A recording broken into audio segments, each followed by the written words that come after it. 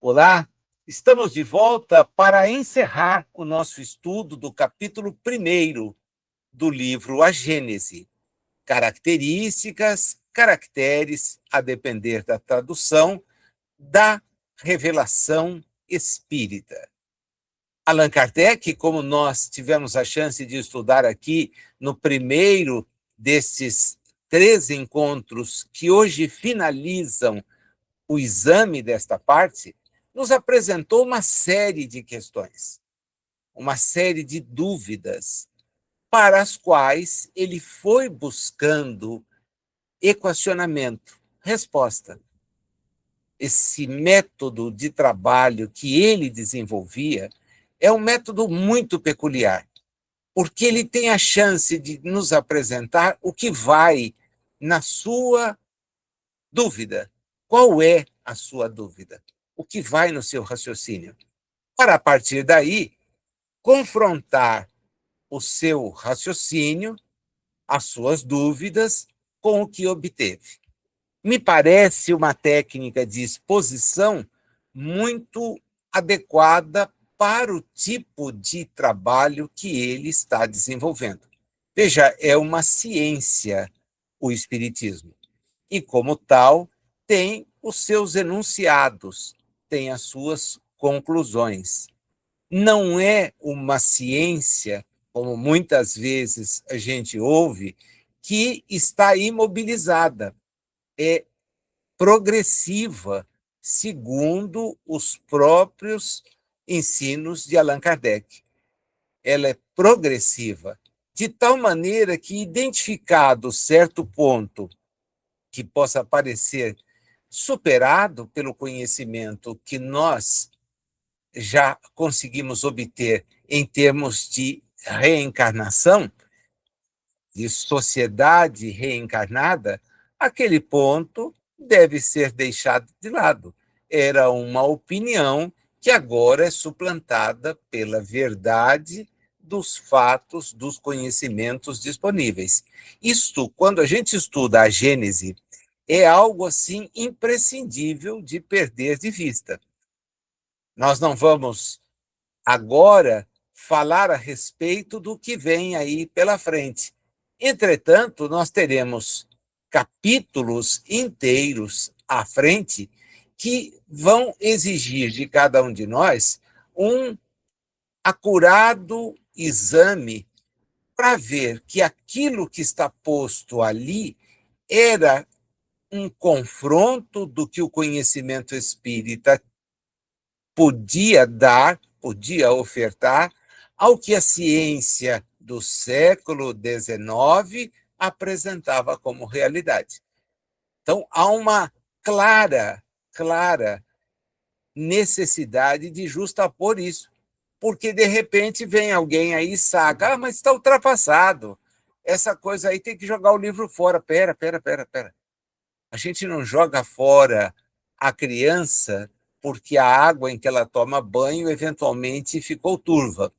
O que a gente faz é substituir a água e permanece íntegra a missão, a tarefa de banhar aquela criança. Então, é esse ponto que a gente precisa ter em mente quando vai estudar a Gênese sempre. Este é o ponto que traz dificuldade. Agora, o capítulo primeiro, que é um livro, ele não está interessado ainda em discorrer sobre o que os livros históricos e sagrados de algumas visões religiosas que os homens foram obtendo em razão da sua evolução, esse confronto ainda não aparece. O que ele está mostrando para nós, e o último encontro terminou justamente com uma afirmação no sentido conclusivo, é que os véus do conhecimento da realidade espiritual foram sendo erguidos. Num primeiro momento, quando se demonstrou ou se ensinou, melhor ainda, a existência de um único Deus. Em meio ao politeísmo, em meio a múltiplas visões que adoravam, inclusive fenômenos naturais, vem um espírito que reencarna na Terra, aqui já houvera estado, reencarna e tem a chance de, mantendo contato com entidades espirituais diversas, isso fica muito claro, aprender que há um único Deus, pela limitação da sua capacidade de entender o que lhe era inspirado, passado. Ele coloca esse Deus como sendo protetor de um povo e interessado em dar àquele povo o que ele denomina um lugar definitivo para ficar. Uma terra que, de certa forma, retirasse aquele povo do perambular pelas inúmeras faces da experiência terrestre e ficasse em um determinado lugar. Tá? Essa é a ideia central. Há um só Deus. E vem todo o resto, que é um conjunto de orientações, algumas delas já anteriormente divulgadas. Por isso é que eu digo que o diálogo com os textos sagrados, havidos por sagrados, né? Não que o sejam, mas havidos por sagrados, ele sempre se dá considerando um conjunto de ideias, e não uma única ideia, é um conjunto. Então, ninguém traz uma coisa, olha, foi ele que... Não, não, ele já trouxe de outro, que havia trazido de outro. Esse progresso, essa evolução. Nós voltamos, e onde estamos, temos a chance de recordar ensinamentos que já obtivemos, e a coisa vai fluindo. Aquele ensino era limitado e limitador, o que é mais difícil da gente, então, deixar de admitir. Era limitado e limitador. Vem Jesus. A figura de Jesus é uma figura diferenciada, até porque ele tem uma tarefa em relação à Terra. E esta tarefa ele a cumpre a tempos que nós não temos condições de mensurar aqui, e nem tem relevância isso. Nós, às vezes, não conseguimos nos lembrar do dia de ontem. Imagina lembrar de reencarnações que aqui tivemos, nas quais nós perambulávamos por cavernas. Então, a questão é diferente. Ele vem e faz não apenas um enunciado de amor ao outro, numa sociedade que era e ainda permanece violenta, excludente. Ele faz uma mensagem de amor e de inclusão, de inclusão. Não há mais que se considerar Deus como sendo particular daqui ou dali, mas Deus é o Pai de tudo o que nós podemos identificar e também do que não podemos identificar.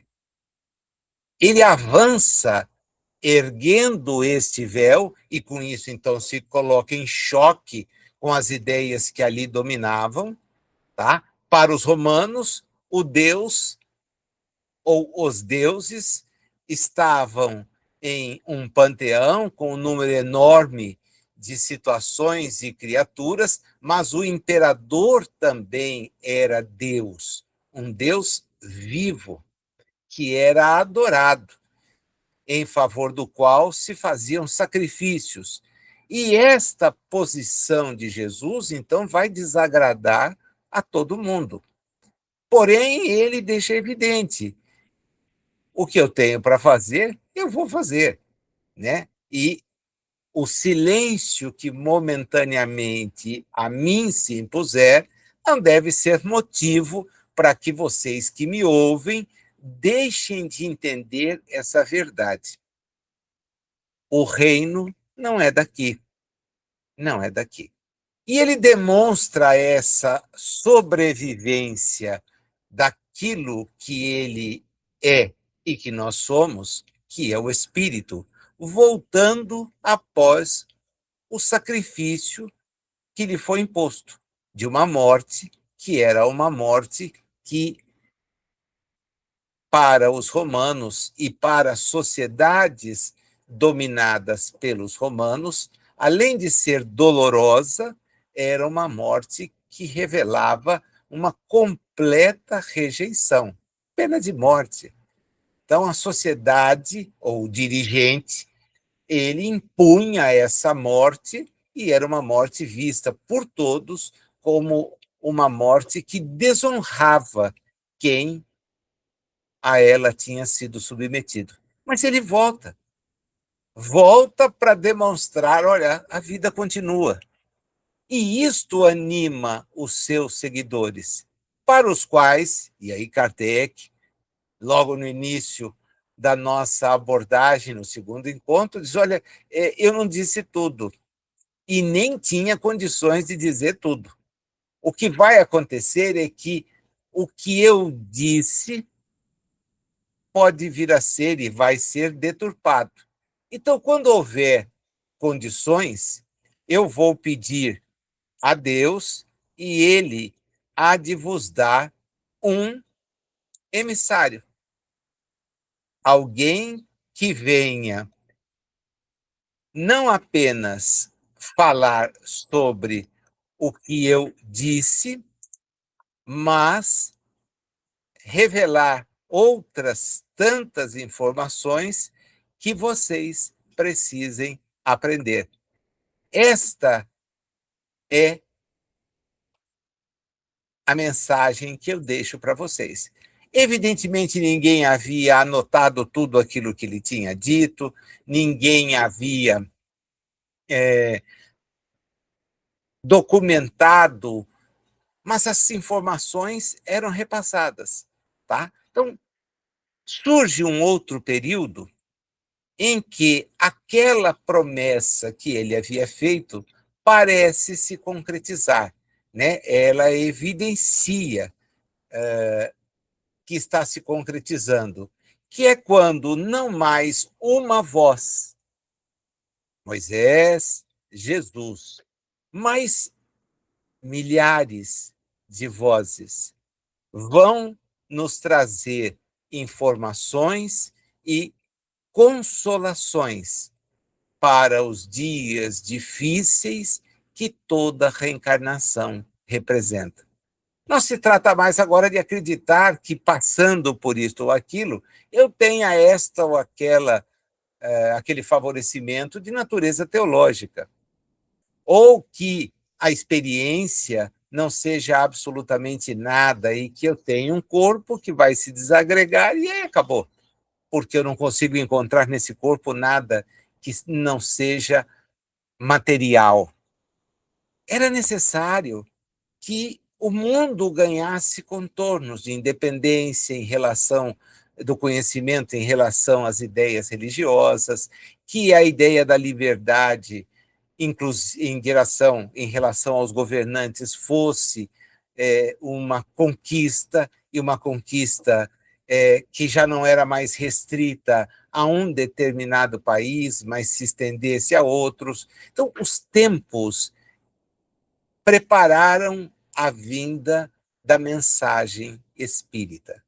A vinda da mensagem espírita. Então, ele termina o nosso encontro, né? Terminamos o nosso último encontro, em que ele diz justamente isso, ó, essa ideia da comunicação dos espíritos, ela chega em todo lugar. Ela chega em todo lugar, porque os espíritos se manifestam em todos os lugares. Eles estão em todos os lugares.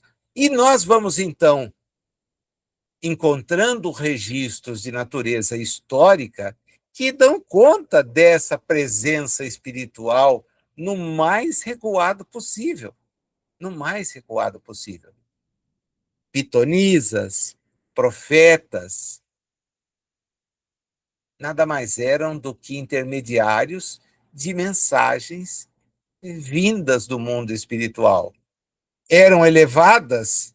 Não eram elevadas? Bem, tudo isso vai ser objeto, então, de estudo por Hippolyte Léon Denisard Rivaio, que, tendo identificado que os espíritos podiam se comunicar através de um intermediário, se debruça sobre a mediunidade, o fenômeno mediúnico, e a partir daí nos traz toda uma sorte de considerações que é o corpo da doutrina espírita. Diz ele, no item 47, esta circunstância inaudita, nunca acontecida na história das doutrinas, de ser algo múltiplo, proveniente de tudo quanto é grupo possível, lhe dá força excepcional e irresistível poder de ação. Por quê?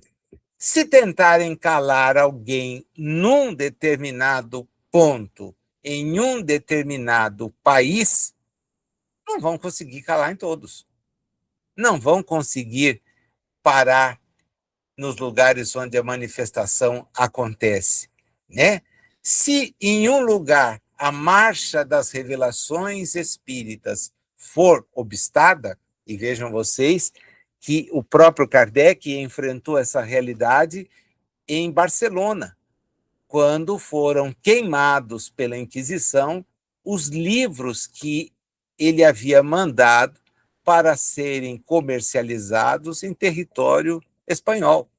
Foram queimados. Aquilo, para o arcebispo da cidade, era algo demoníaco e merecia um auto de fé, como foi feito em relação àquela caixa contendo os livros. E Kardec, que tinha ali todas as suas economias, experimentou uma tristeza muito grande, porque ele viu aquilo tudo ser perdido. Reclamou, fez chegar até as autoridades da Espanha, via as autoridades francesas, a sua resignação, porque não havia censura de exposição de ideias, não era possível pensar-se assim ainda.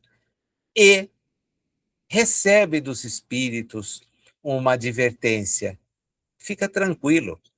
É justamente esta censura que vai fazer com que as obras que seriam vendidas num número pequeno agora passem a ser vendidas num número muito maior, porque as pessoas vão querer saber o que é que tinha ali, por que é que esse tipo de censura aconteceu. E dito e feito. O número de pessoas que se interessou pela doutrina espírita a partir do episódio de Barcelona nos trouxe, não somente no século XIX, mas na virada dele, a contribuição de inúmeros estudiosos e divulgadores de língua espanhola, não somente nas terras lá de Barcelona, mas em todas as possessões e em outros territórios espanhóis. Quer dizer, você levou para todos os lugares uma mensagem. Então ele disse: olha, não adianta, vocês vão ferir um, mas você não pode ferir o espírito. Você vai me agredir? Tá, mas eu apenas trabalho com eles. Se você matar um médium, eles encontrarão outro. Então, um jogo que está perdido, no sentido de tentar calar uma voz que não é humana, no sentido de estar reencarnada. Então, o espírito sopra onde quer, e ao soprar onde quer, bem, vai continuar a fazer aquilo que precisa ser feito. No final do tópico, há uma referência que eu recomendo seja aprofundada por vocês, né? Que é a de um artigo que está na Revista Espírita de fevereiro de 1865, intitulado Da Perpetuidade do Espiritismo, né? Porque ele trabalha nesse artigo algumas coisas interessantes, usando as comparações, né? Será que tudo isso que os espíritos nos trazem é uma luz passageira ou é algo que vai ficar? Vai ficar. É um meteoro ou é uma estrela? Né? Ele é uma só teoria pensada por alguém, por uma escola filosófica específica, etc., ou ele tem o sentido muito mais universal, muito mais amplo.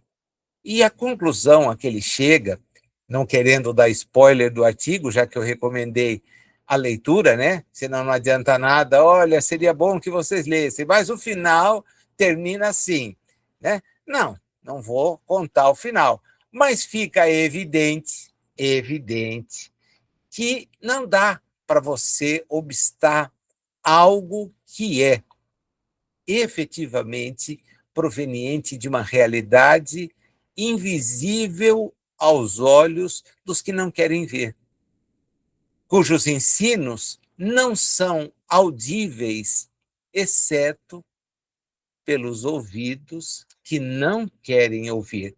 Lembram-se dessa frase de Jesus? Pois bem, ela dá clara dimensão da realidade espiritual. Olhos que não querem ver, às vezes estão envoltos só com a visão do imediato. Mas nós somos espíritos.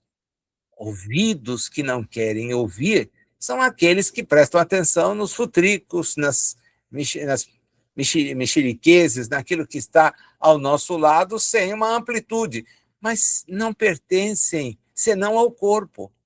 Então, olhos de ouvir, ouvidos de ouvir, olhos de ver, efetivamente precisam ser espirituais, espirituais. E é por isso que ele, então, vem logo em sequência, no 48, para dizer, ó, você pode ter centros isolados uns dos outros, que nem ao menos se comuniquem, interligados, como hoje podem estar, seja por órgãos federativos, seja por associações, por aquilo que se quiser, né? Agora, não vai ser assim. Isto não vai ser assim. Então, você vai calar determinado grupamento, vai bani-lo, vai proscrevê-lo, mas isso não vai impedir, porque foi inaugurada uma nova era, em que a informação agora ela tem um dinamismo completamente diferente. Vejam, ele escreve esse livro, esse texto, né, que compõe o primeiro capítulo, e é o livro Caracteres ou Características da Revelação Espírita, em 1868. O Livro dos Espíritos circula em 1857. Daquele período originário para esse em que ele está escrevendo, o progresso da divulgação era exponencialmente muito maior do que as primeiras pessoas imaginaram. Não porque as tiragens dos livros se sucedessem, e isto era um detalhe importantíssimo, mas porque ele recebia correspondências de toda parte do mundo, dando notícias de questões, fazendo perguntas, tirando dúvidas. E o que começou em Paris, em 1857, já não estava mais restrito a Paris. Já havia se disseminado, se alastrado. O Brasil, daquela época, já tinha grupos que se dedicavam à leitura dos textos provenientes da França e que se correspondiam com Allan Kardec, da Colômbia.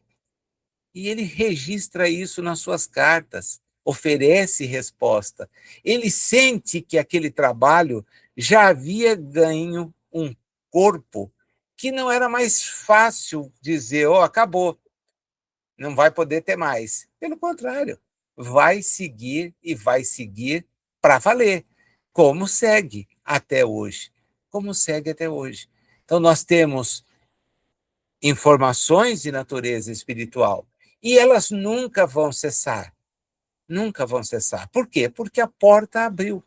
Ela está aberta. O acesso à realidade espiritual é possível por cada um de nós. Não é uma exclusividade deste ou daquele grupo, deste ou daquele espírito reencarnado, para todos. Para todos, está aberto.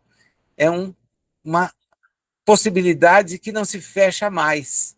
Não se fecha mais. Essa fase está inaugurada. As vozes falaram, né? As vozes falaram. E a partir daí, não tem que se ficar mais prestando atenção, exceto naquilo que nos chega, para ver se isso se mostra coerente ou incoerente com a solidez do trabalho desenvolvido por Allan Kardec, né? Essa solidez é que nos dá, então, porto de referência. Agora, a progressividade das informações, etc., isso não pode nos fugir.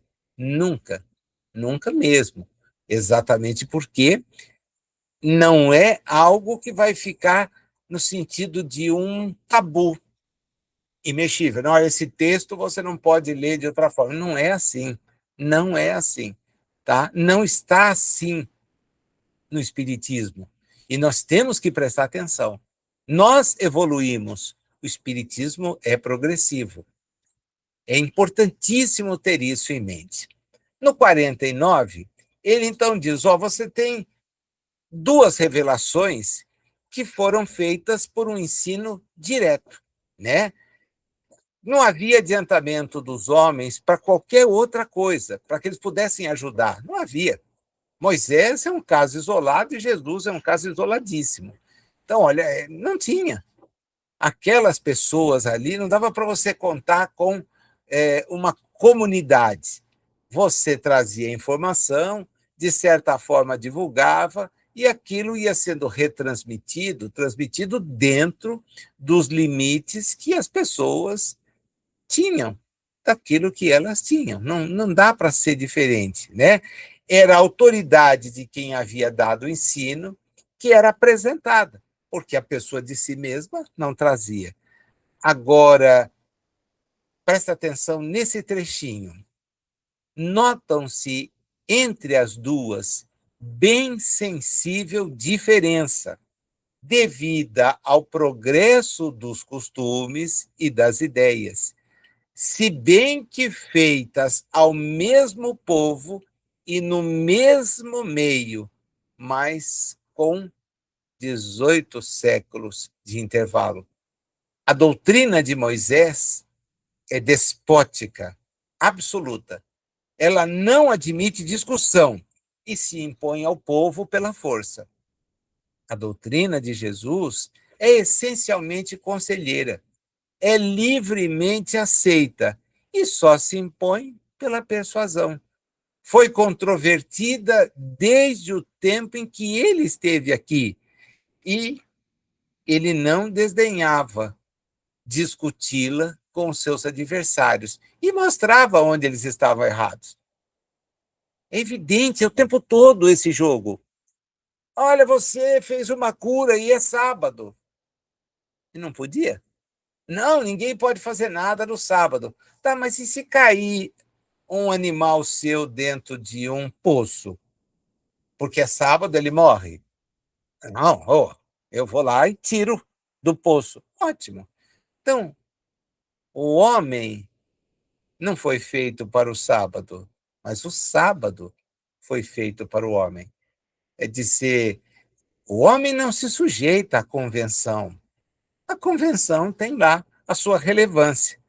Agora, diz ele, o terceiro véu que se ergue, veio numa época em que justamente a maturidade intelectual é estimulada. Nós tivemos próximo ao aparecimento da doutrina espírita, episódios na França e além dela, que revelavam uma maturidade dos homens em relação até mesmo à forma de serem dirigidos. A forma de serem dirigidos. A democracia grega era uma democracia restrita. Aqueles que participavam da ágora, né, da praça das discussões, eram cidadãos nascidos ali, eram homens de letras, com conhecimentos, com contribuições, eram militares que serviam, porém os estrangeiros, os escravos, as mulheres, os desprovidos de qualquer outra condição, não participavam disso, não participavam. O movimento da Revolução Francesa, ele dá um passo fenomenal. E esse passo é dado porque, antes dele, o iluminismo permitiu a disseminação de um conhecimento sistematizado e organizado entre um número muito grande de pessoas. Não era apenas no castelo, o que tinha berço nobre, que tinha acesso à informação. As questões estavam disseminadas.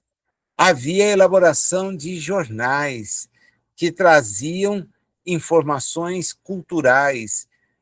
Livros eram primeiro publicados em capítulos semanais nos jornais que saíam. O número de gráficas, de impressoras na França, era imenso, tipografias, era imenso. Então, percebam como a coisa vai mudando.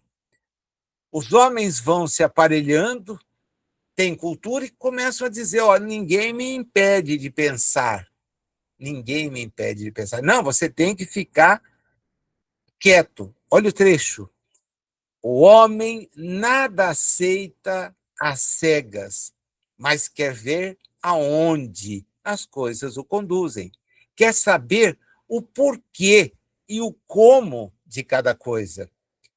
Tinha a revelação espírita que ser, ao mesmo tempo, o produto de um ensino e o fruto de um trabalho, da pesquisa e do livre exame. Os espíritos não ensinam, senão justamente o que é preciso para guiá-lo no caminho da verdade. Agora, eles não fazem revelações do que nós podemos descobrir por nós mesmos. E nos dão a chance de quê? De discutir, de verificar e submeter tudo ao crivo da razão. Então, soa para mim muito estranho quando alguém diz: olha, o espírito falou tal coisa, e aquilo não é racional. Não é racional. E você está fazendo? Ah, ele mandou fazer. Não, ó, para que você não entendeu o que é espiritismo. Tudo o que os espíritos nos falam, tudo aquilo que nos orientam, precisa passar por isso. É o método de trabalho dele. Oh, se joga da ponte. Nossa, me joga da ponte? É, você tem que se jogar da ponte, porque é a única saída que vai ter. Tá, obrigado, mas vou deixar para outra oportunidade. E não vou me atirar da ponte. Não há sentido nisso. Quer dizer, percebam, nós temos que adquirir aquilo que ele diz, ó, a experiência a nossas próprias custas. Então, se revelações surgem em sentido diverso, elas não têm importância, elas não têm relevância, porque não são racionais.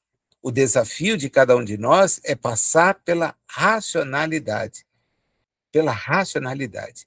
E o que é o Espiritismo, capítulo de número 2, chamado Noções Elementares do Espiritismo, o item é o de número 50. Ele diz assim, ó, tudo o que os espíritos querem como fim providencial, presta bem atenção na palavra providencial, é convencer incrédulo de que tudo para o homem não se acaba na vida terrestre. E dar àqueles que já não pensam assim ideias mais justas sobre o futuro. É tudo o que o Espiritismo quer. Só isso. Só isso. Aquele que acha que a existência termina com o cerrar dos olhos físicos, pela morte do corpo, vem dizer: cuidado, não é assim. Tudo não termina aí. E para aquele que acha que, além da morte do corpo, algo sobrevive, ele vem mudar a informação com ideias mais justas. Ah, então eu vou para o inferno? Pensa. Isso não é racional. Eu vou para um céu. Oh, pensa. Isso não é racional. Primeiro, porque você não errou tanto que não possa ter uma oportunidade. Contradiz Jesus, que diz que Deus é amor, tem misericórdia. Então, o erro não leva alguém a ficar perdido. Mas, ao mesmo tempo, diz: o erro demanda reparação. Então, aqueles que se equivocam têm a chance de não se equivocar mais, têm a chance da reparação. Então, essa racionalidade que lá em O que é Espiritismo é mostrado, olha, a coisa funciona assim, dessa maneira. Você tem a chance de mudar a sua forma de compreensão. Então, não se iluda esperando um paraíso, não se iluda esperando um doce farniente, não se iluda esperando que alguém. Não. Trabalhe você próprio para avançar, para avançar. No 51, ele nos mostra que os elementos da revelação espírita foram dados em vários pontos a homens completamente desconhecidos uns dos outros, de condições sociais diferentes, com graus de instrução completamente diferentes. Completamente diferentes. E qual é o resultado disso tudo? Que consequências eu posso tirar a partir disso tudo? Bem, nós temos que relacioná-los para, a partir daí, chegar a uma conclusão. Eles, qualquer lugar isolado, dentro de um círculo restrito, não vendo senão aquilo que ele acaba vendo, ele não vai contribuir. Mas quando você percebe as contradições eventualmente existentes entre A e B, mas vê que C, D e E são concordes a um deles, você começa a perceber que existe aí um sentido muito mais amplo. E chama a atenção, porque diz que nós também apreciamos as coisas dentro do ponto de vista do nosso conhecimento e daquilo que acreditamos anteriormente a essa nova informação. Ou, eventualmente, estamos sujeitos à opinião especial do espírito que vem ali se comunicar, porque isso é algo que ele constata. Desencarnar, deixar o corpo físico, não impõe ao espírito mudanças extraordinárias. Pelo contrário. Então, aquilo que o sujeito defendia até antes de desencarnar, ele continua defendendo depois de desencarnado. Salvo, salvo se tiver um tratamento de choque, uma relevante informação, um processo em que ele seja como que esmirilhado no seu egoísmo, na sua maneira de ver, para que ele possa despertar. Recordem-se daquela segunda parte, para mim, a mais importante do livro Memórias de um Suicida. De um suicida. Não é memória do suicida, é de um suicida. Alguém que conta o que ele vivenciou. E nós vamos ver Camilo Castelo Branco, Camilo Cândido Botelho, tendo que se defrontar com o seu autoexame. Ele vai conhecer, mas é chamado a se examinar. Mas por que você tomou essa atitude? Por que você tomou essa atitude? E nesse processo, ele então nos informa as conclusões a que chegou. Por que ele resolve, então, narrar aquilo? Para demonstrar o quanto foi, para mim, difícil ter que acordar e descobrir que eu havia me equivocado, redondamente e por muito e muito tempo. Então, este processo é o processo do amadurecimento espiritual, ao qual todos nós, eu, você e todo espírito que está hoje na fase de espírito, busca obter. Em mundos mais rudes, com menos condição de compreensão. Em mundos de expiações e provas, com alguma condição de compreensão. Em mundos felizes, com uma firme disposição de compreensão. E em mundos celestes, com um desejo incomensurável de servir. Porque já que eu consegui chegar aqui, eu tenho que me voltar e ajudar os que ficaram. Eu não posso ficar aqui parado, porque Deus é trabalho, é criação, é encaminhamento. Por que eu vou ficar aqui parado? Para quê? Eu também quero conhecer, eu também quero servir, eu também quero ajudar. E está entendido o raciocínio espírita. Está entendido. Então vejam como ele impõe isso claramente para nós, né? Deixa a gente desafiado, desafiado. Porque é evidente, está no 52, nenhum ensino espírita foi dado integralmente. Não há uma coisa fechada, no sentido de que está isso aí posto e não tem mais nada. Não, está posto, em parte para revelar que Jesus já havia alertado muito do que nós não queremos enxergar. E vem a demonstração em cima disso. Então, esse método permite que a gente perceba que há muita coisa por ser ainda aprendida. É tão grande o número de observações, assuntos tão diferentes, exigindo conhecimentos e aptidões mediúnicas especiais, que é impossível a gente encontrar num lugar só isso tudo reunido. Tendo o ensino que ser coletivo e não individual, os espíritos dividiram o trabalho e disseminaram assuntos de estudo e observação em todo lugar. Ele usa a feliz imagem de uma fábrica em que todo mundo contribui para o resultado final. Então, as casas espíritas, os grupamentos espíritas, todos contribuem para o resultado final. Brasil, e que resultado final? Vamos ser modestos? Vamos voltar lá nos 50 de o que é o espiritismo? O resultado final é fácil. Puxa, então nós vamos descobrir. Não, calma, calma. Primeira coisa, você achava que depois da morte tudo acabava? Ah, era minha ideia, forte. Forte. Bem, percebe que não acaba, porque há informações, às vezes de pessoas que foram ligadas a você, que se identificam e demonstram que sobrevivem. Bem, agora que você, ou se você já pensava na continuidade além da morte, vem o realismo. Não é nenhuma fantasia, nem é um lugar de sofrimento, embora possamos sofrer, nem é um jardim de delícias, embora o estado de servir traga muito, faça muito bem a quem dele se ocupa.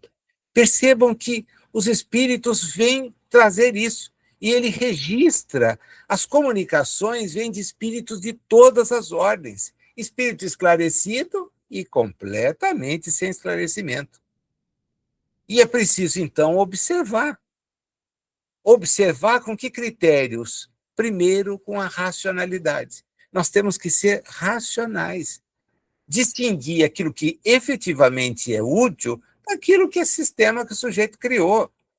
Que ele acha, então ele quer orientar todo mundo num sentido, numa utopia, numa coisa boba.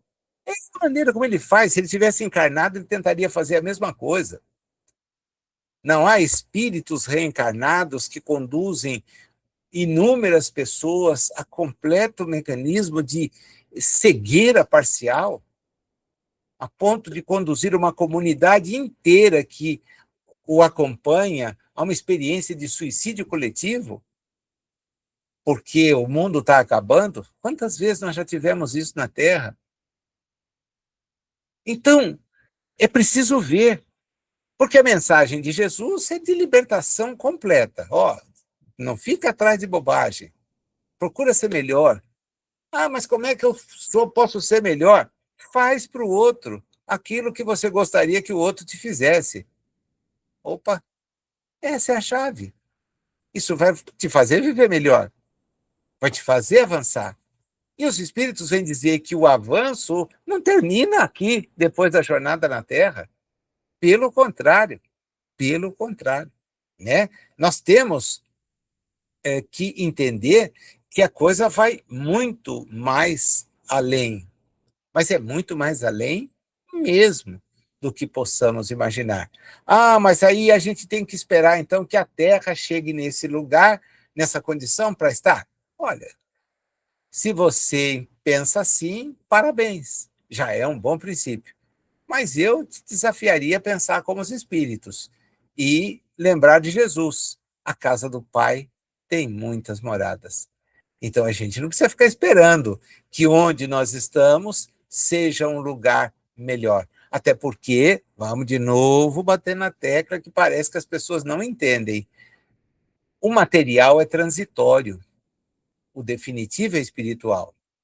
Então, se a Terra ocupar amanhã uma posição de mundo feliz, não vai ser na rua X ou Y, da cidade Z ou H, do país A ou B, que a gente vai experimentar isso, né? Por favor, é muito limitadinha essa visão, é muito limitadinha. Significa não ter lido o Espiritismo, quer dizer, ouviu dizer.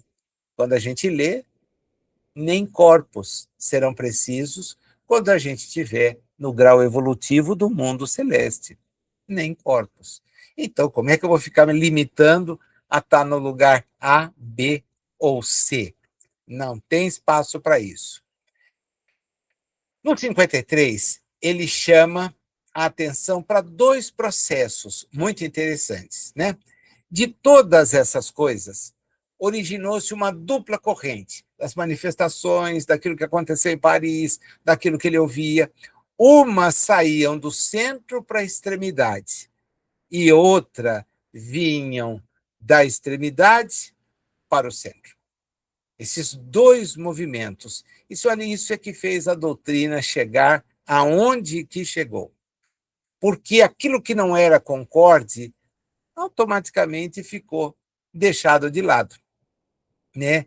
E o que se passou a experimentar foi uma grande comunhão. Veja, ele está com 10 anos de divulgação da sociedade parisiense, com quase 11 anos da publicação do Livro dos Espíritos. Então, ele já tem uma dimensão de como a coisa cresceu, como a coisa mudou, né? Agora, diz ele, já se falam a mesma linguagem, já estão se entendendo, já estão se estimando, e todo mundo já pensa da mesma forma.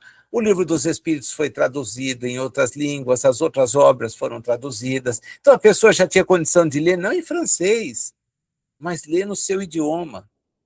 Olha o número de cursos que nós temos no Brasil em casas espíritas. Alguém vai dizer, nossa, mas Brasil podia ser muito mais. Para e pensa o número que nós já temos.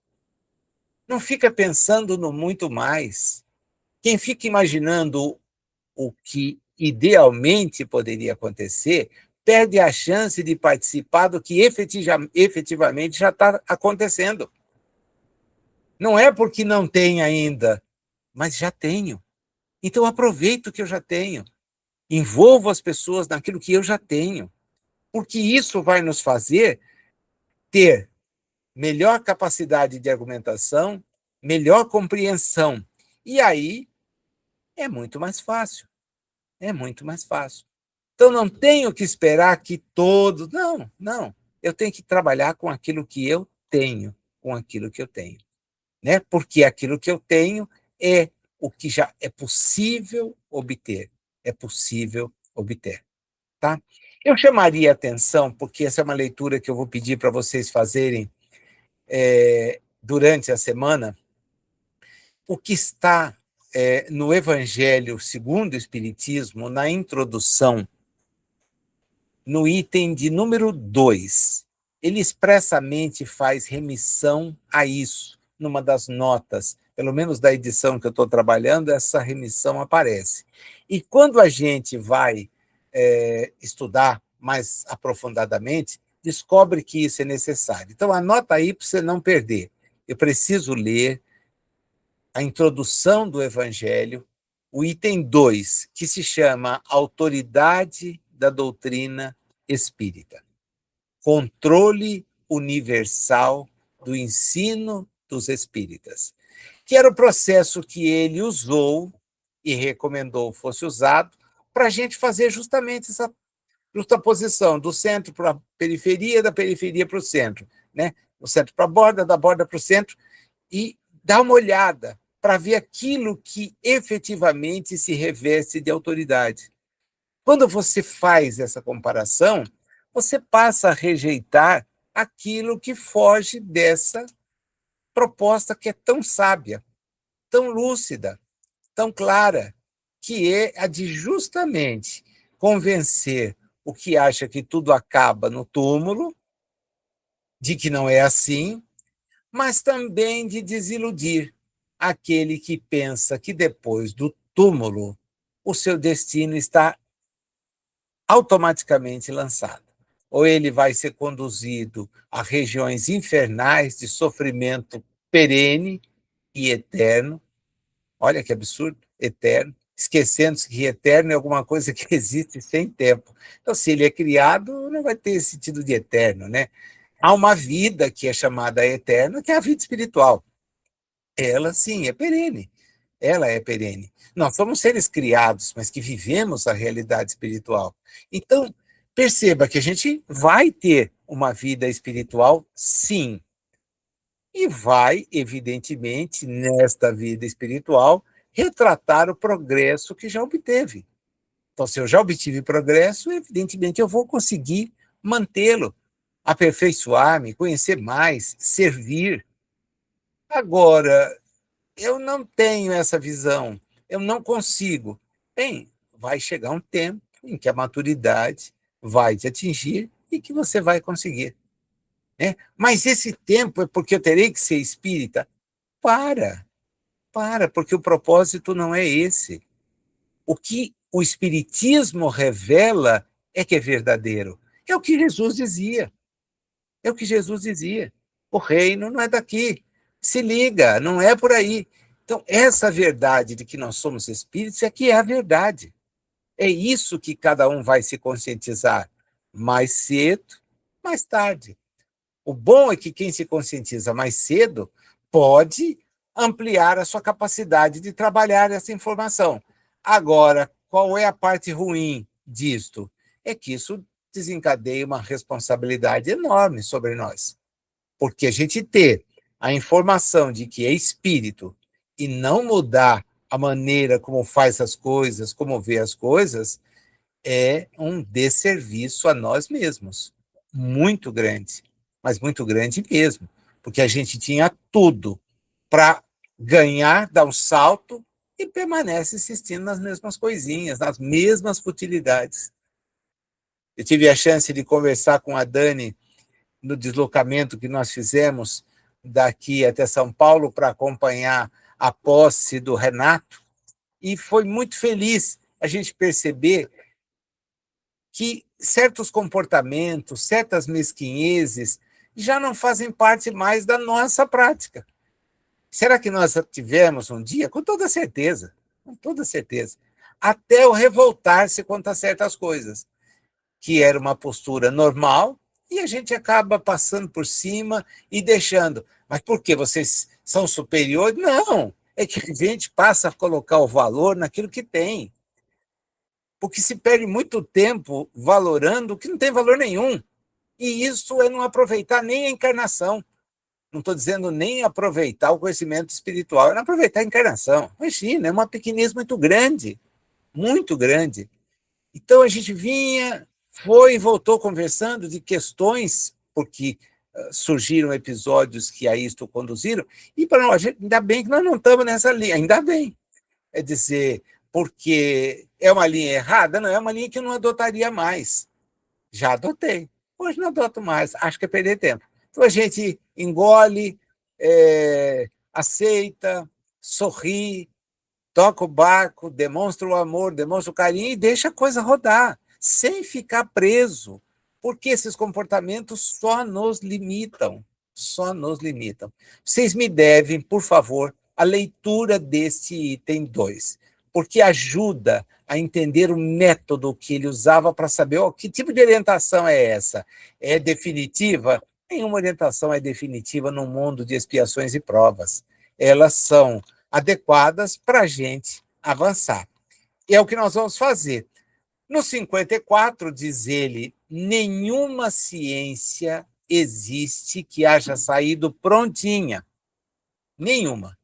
Todas, sem exceção, mas sem exceção, são fruto de observações sucessivas, que se escoram em observações precedentes, como alguém que fica olhando para o conhecido e procurando o desconhecido. A ciência verdadeira vive de perguntas, jamais de respostas.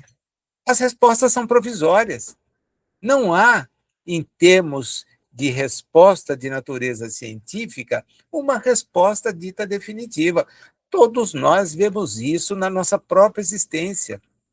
Que conhecimento do passado se imaginava insuperável e hoje a gente olha e fala, esquece, isso aí é bobagem. Muitas vezes nós recebemos informações que eram fruto justamente da falta de conhecimento daqueles que as proferiam. Olha, uma luz no céu, nossa, é um cometa rasgando o céu. Bom, até cometas passam na Terra, o Halley tem lá sua trajetória de tanto em tanto tempo.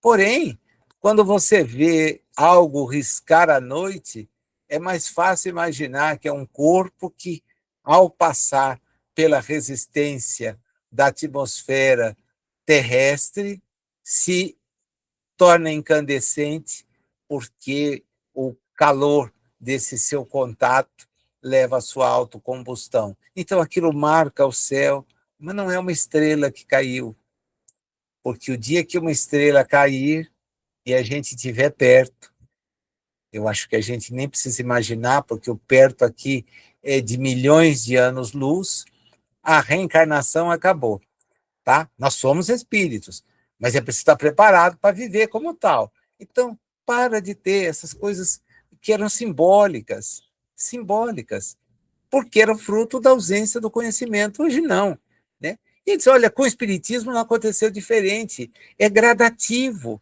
Eles vêm trazendo de tempo em tempo e oportunidade em oportunidade aquilo que é possível. Eles não enfrentam as questões senão à medida que os princípios sobre que hajam de apoiar-se estejam suficientemente elaborados e amadurecida bastante a opinião para os assimilar. É isso que eles fazem. Foi isso que eles fizeram. É isso que se trabalha.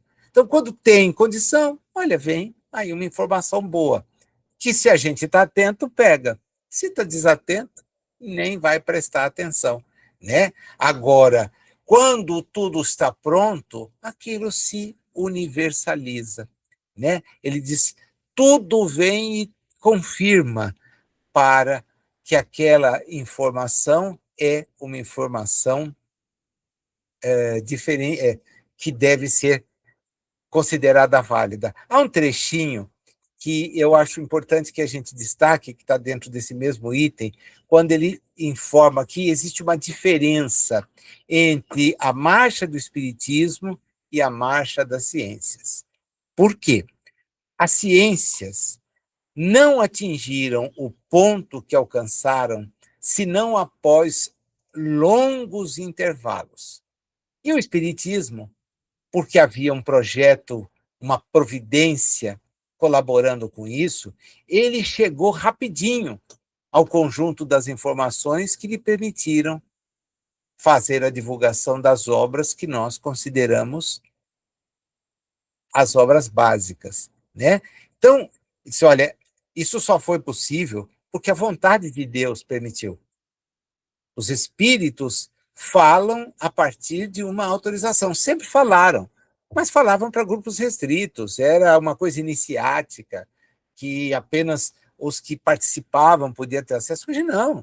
Hoje não, o sujeito fala em todo lugar, né? Então, presta atenção, porque isto é algo bastante interessante.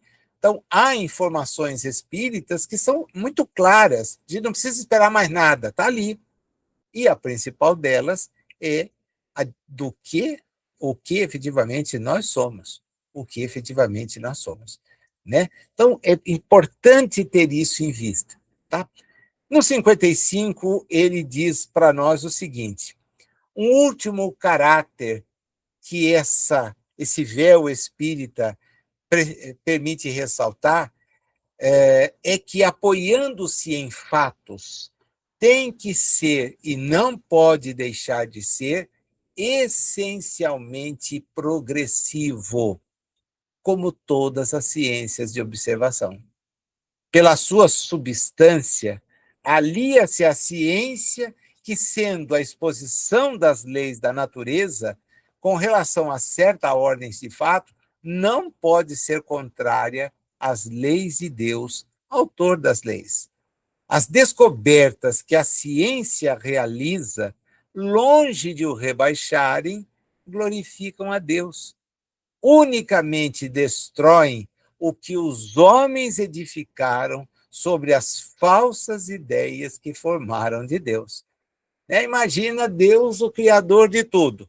Deus, o Criador de tudo. Então, aí ele chamou todo mundo e chamou os seres, pediu para Adão e Eva dar o nome dos animais aqui. E Adão e Eva deram o nome dos animais que estavam lá no paraíso. Tá, mas logo depois aquilo tudo é destruído. Porque Noé, anos mais tarde, é quem vai salvar e recomeçar a humanidade, dar um novo start. E aí ele reúne os animais do mundo inteiro. Percebe? É a limitação do nosso conhecimento, da nossa visão, que cria esse tipo de história. Presente em inúmeras teogonias, inúmeras teologias. É a nossa limitação. A gente vai tomar isso como irreversível? Não, não pode, não pode. O conhecimento de Deus na ideia de que inteligência suprema e causa primária é o máximo permitido agora. É o mais sofisticado, o mais difícil de ser trabalhado. Nós temos um desafio daqui a algumas semanas, que é trabalhar o capítulo Deus. E esse esforço de compreensão do que para nós ainda está longe de ser compreendido é um esforço que o Espiritismo faz com muita seriedade. Agora, a gente não pode tomar a divindade como um trocador de favores, não pode tomar a divindade como algo que está sujeito à nossa vontade. Não dá, não dá, é preciso crescer, é preciso ampliar a nossa capacidade de compreensão. O Espiritismo não estabelece como princípio absoluto senão o que se acha evidentemente demonstrado, ou o que ressalta logicamente da observação. Tá? Ele faz isso, porque é justamente aí que está a seriedade dele. Então, qual é a constatação? Olha, todos somos espíritos, tá? E todos avançamos. Há espíritos mais avançados, menos avançados. Há espíritos que conhecem mais, espíritos que conhecem menos. Pronto. E que sobrevivem à existência. E que se arrependem do que fizeram errado ou não se arrependem do que fizeram errado. Que sofrem achando que estão num verdadeiro inferno, que vivem felizes porque podem compreender melhor a situação. Pronto, está aí. No 56, ele retoma aquilo que nós estudamos na Revista Espírita de janeiro, né? Qual a utilidade moral dos espíritos? É a mesma de Jesus. O que eles trazem de novo? Precisam os homens de uma nova revelação? Ele não pode achar em si próprio tudo que lhe é necessário para conduzir-se? Do ponto de vista moral, é fora de dúvida que Deus trouxe ao homem, a cada um de nós, cada espírito, um guia seguro. E esse guia seguro é a consciência. E qual é o dístico da consciência? Ele põe, entre aspas, o que Jesus nos ensinou. Não faças a outrem o que não querias te fizessem.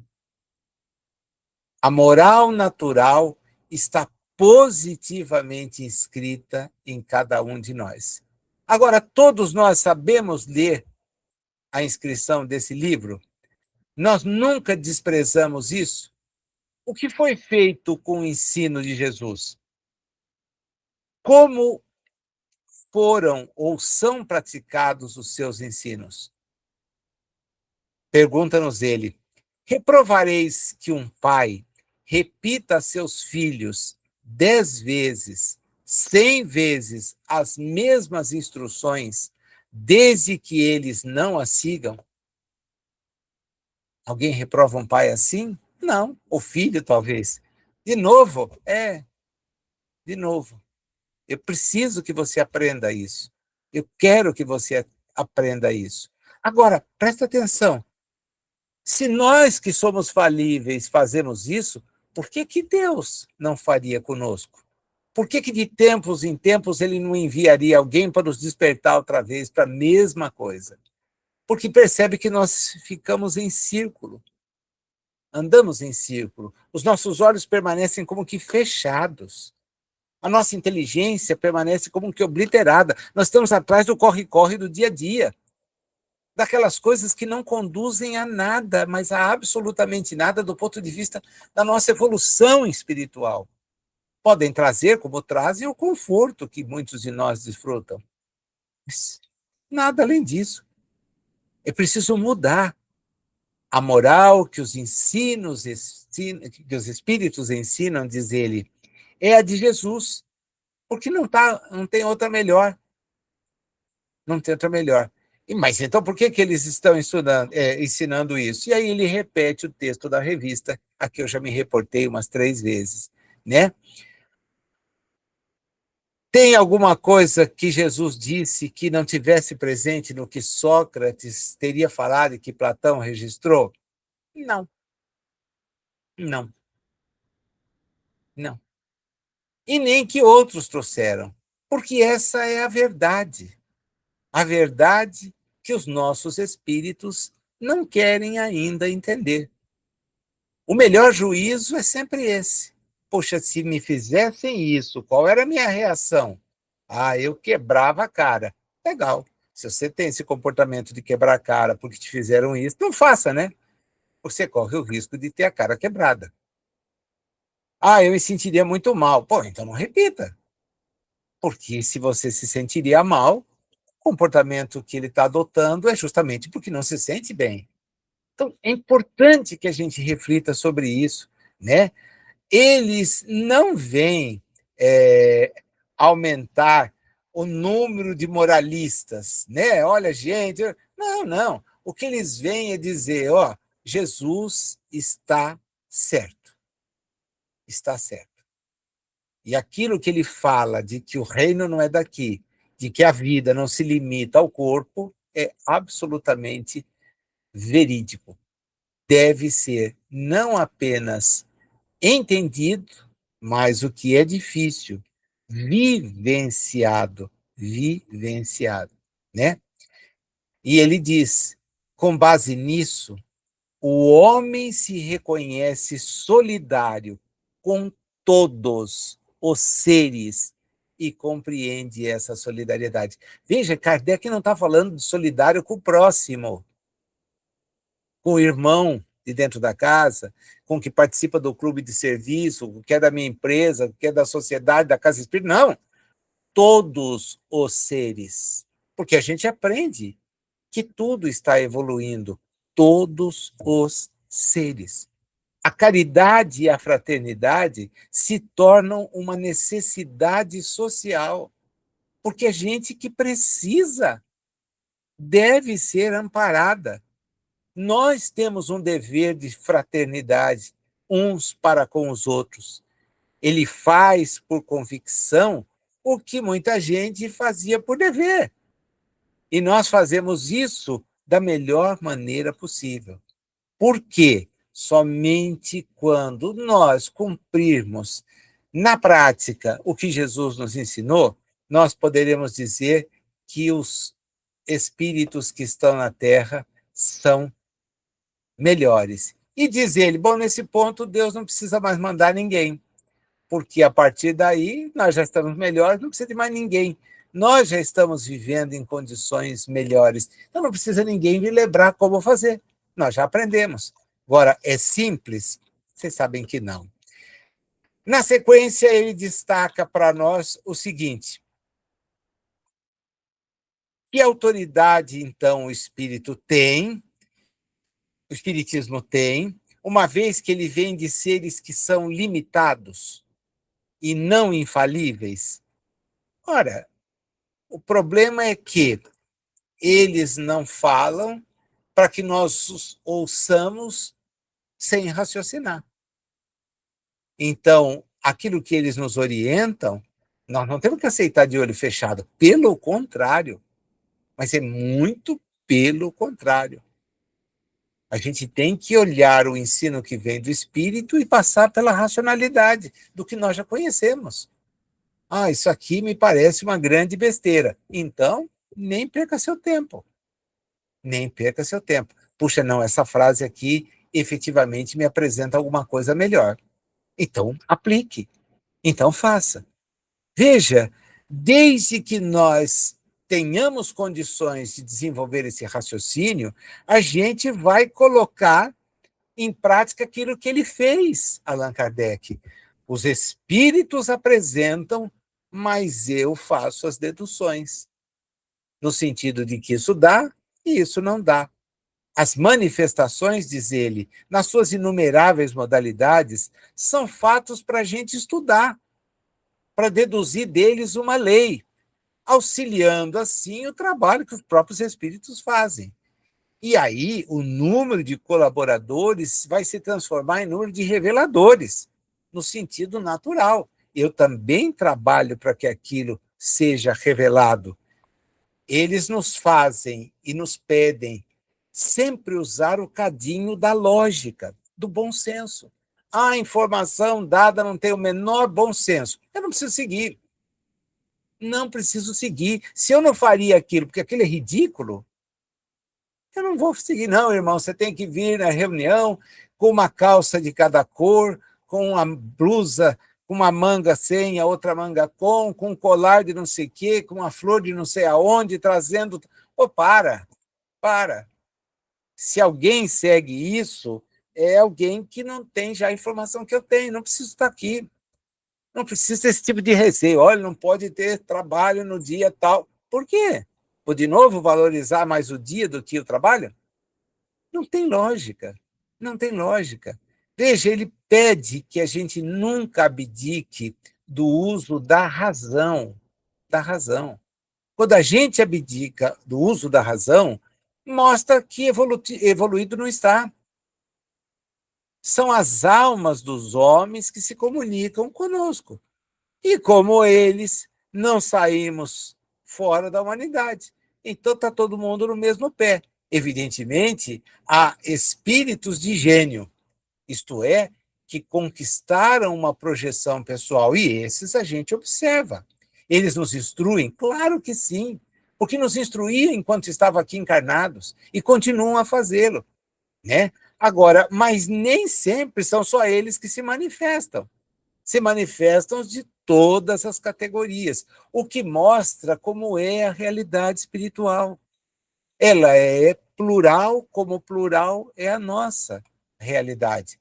Então, há espíritos de todos os níveis.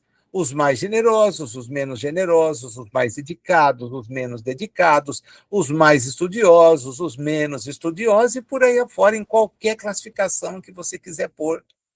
Há alguns que reúnem muitas boas características, sim. E há alguns que não as reúnem, sim, também, com uma diferença. Aqueles que as reúnem buscarão tê-las em maior número.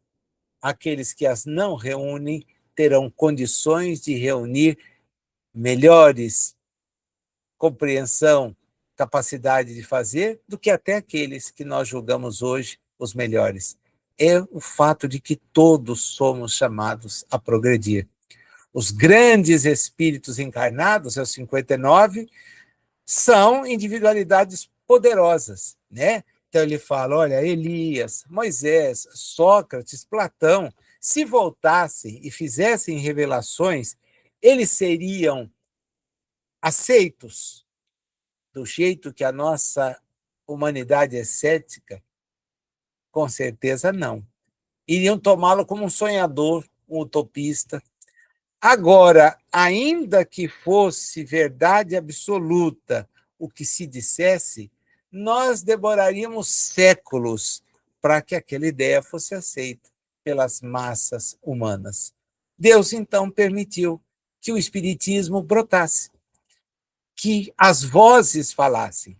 E de todos os lugares, na casa simples, na casa de luxo, no centro grande, no centro pequeno, na rua, que as manifestações aflorassem, para que aquilo despertasse a nossa curiosidade, o nosso interesse.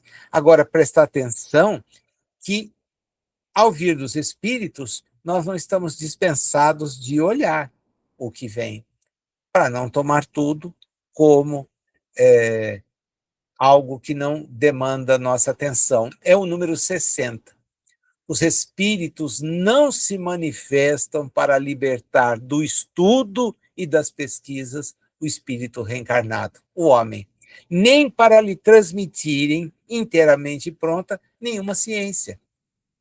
Com relação ao que o homem pode achar por ele próprio, eles nos deixam entregues às nossas próprias forças. Isso nós já sabemos perfeitamente hoje. De há muito, a experiência demonstra que não dá para atribuir aos espíritos todo o saber e toda a sabedoria e supor que basta a quem quer que seja dirigir-se ao primeiro espírito que encontrar e apresentar dele obter dele as informações que gostaria, né? Quem sai da humanidade carrega consigo tudo aquilo que tinha ainda na humanidade, enquanto era humano. Então, era vulgar? Continua sendo. Era superior, despojado? Com certeza permanecerá, né? Era alguém que tinha ideias que enobreciam? Continuará tendo. Ah, era alguém que só falava besteira? Poxa, vai ter rodinha em volta dele, continuando a ouvir as mesmas bobagens. É tudo passível de mudança, de evolução, e não se dá aos saltos. Qual, então, a utilidade dessas manifestações, ou, se vocês preferirem, dessa revelação, uma vez que os espíritos não sabem mais do que nós, ou não nos dizem tudo o que sabem? Primeiro, porque ele já havia dito, né? Ele se abstém de nos dar o que nós podemos adquirir por nós próprios. E há coisas que ou eles não sabem ou não lhes é permitido revelar. Por quê? Nosso grau de adiantamento para as últimas não comporta. Não dá ainda para entender. Não dá.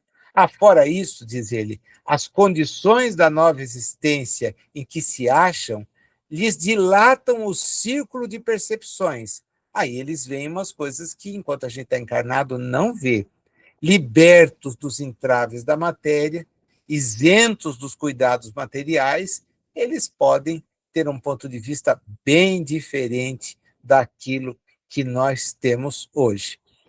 E ele faz, para encerrar, e com isso ele encerra de uma maneira assim tão bonita, mas é tão bonita porque eu gosto desse trabalho didático dele, né? Ele encerra mandando a gente imaginar uma viagem. Diz ele, pensa para compreender a situação de um navio repleto de imigrantes que sai de um lugar destinado ao outro. Ele leva parentes, amigos que nós temos, né? E deixa pessoas aí. Parte para essa viagem, mas não se sabe da chegada dele.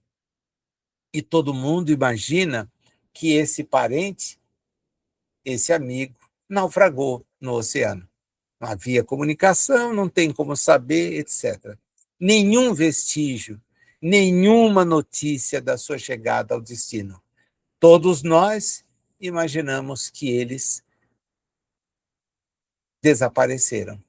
E passamos a viver um luto dessa ausência, né? Um luto que nos faz entristecer.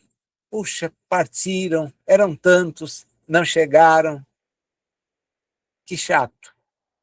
Eis que a notícia, a realidade é outra. Esse navio acabou aportando numa ilha.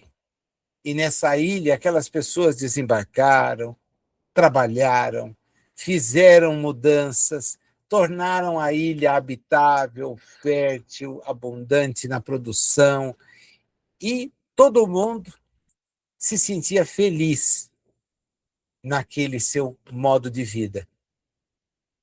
Num belo dia, um outro navio chega ali e encontra aqueles que imaginava salvos, náufragos, os encontra lá. Eles estavam lá, ficaram lá, não tiveram condições de seguir viagem. A feliz nova se espalha com exclamação, né, com alegria, como se fosse um relâmpago. Então ele diz assim: não estão perdidos os nossos amigos, e rendem graças a Deus. Eles estão bem, podem se comunicar agora, podem nos mandar informações. Fala, presta atenção. Isto é a vida espiritual.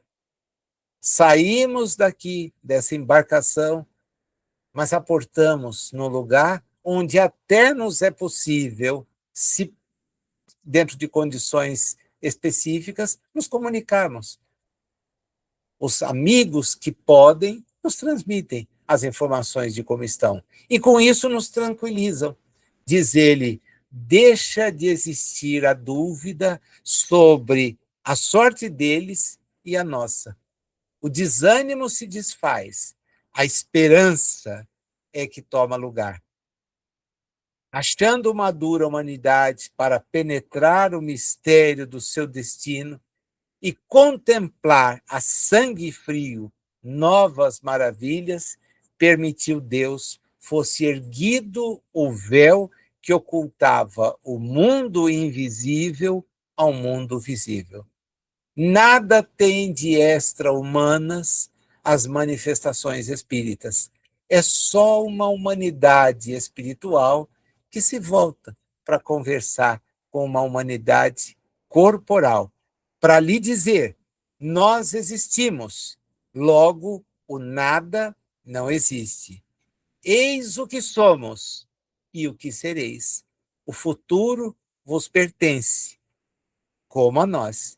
Caminhai nas trevas, vimos clarear-vos o caminho e traçar-vos o roteiro. Andais ao acaso, vimos apontar-vos a meta. A vida terrena era para vós tudo, porque nada havíeis além dela. Vimos dizer-vos, mostrando a vida espiritual, a vida terrestre nada é. A vossa visão se detinha no túmulo, nós os desvendamos para lá dele um esplêndido horizonte. Não sabíeis por que sofríeis na terra, agora o sofrimento vos mostra, e a nós todos, a justiça de Deus. O bem, nenhum fruto aparente produzia para o futuro. Doravante, ele não somente tem uma finalidade, mas ele é uma necessidade. A fraternidade não é uma bela teoria, ela se assenta numa lei da natureza. Sob o domínio da crença de que tudo acaba com a vida, a imensidade é o vazio. O egoísmo reina soberano e a palavra de ordem passa a ser cada um por si. Com a certeza do porvir, os espaços infinitos se povoam ao infinito. Em parte alguma, há vazio ou solidão. A solidariedade liga todos os seres, a quem e além do túmulo. É o reino da caridade, sob a divisa um por todos e todos por um. A gente então nunca diz a quem parte, como ele registra, adeus, mas apenas até breve. É esse o estudo de hoje. Ele, somado aos nossos dois anteriores, fecha este capítulo primeiro, o livro Caracteres, Características da Revelação Espírita. Que nós possamos refletir sobre tudo isso, entendendo o alcance da maneira como nos é dado conhecer informações, de maneira a cada vez mais nos preparar para vivermos como efetivamente somos. Só que não apenas voltados para nós mesmos, mas voltados para amar o próximo. É o exemplo de Jesus. É esta exemplificação que provém de um espírito superior que tenta ser incutida em nós há séculos. Que deixemos de ser egoístas, pensar apenas em nós e passemos a pensar no próximo, a fazer pelo próximo, tornando-nos assim cada vez melhores. Aguardo você no nosso próximo estudo, que vai ser sobre Deus. Iniciaremos uma sequência de reuniões falando a respeito desse assunto tão palpitante e tão bem analisado no livro, agora sim, a Gênese, né? Porque é por aí que começa a sua abordagem. Obrigado e até lá.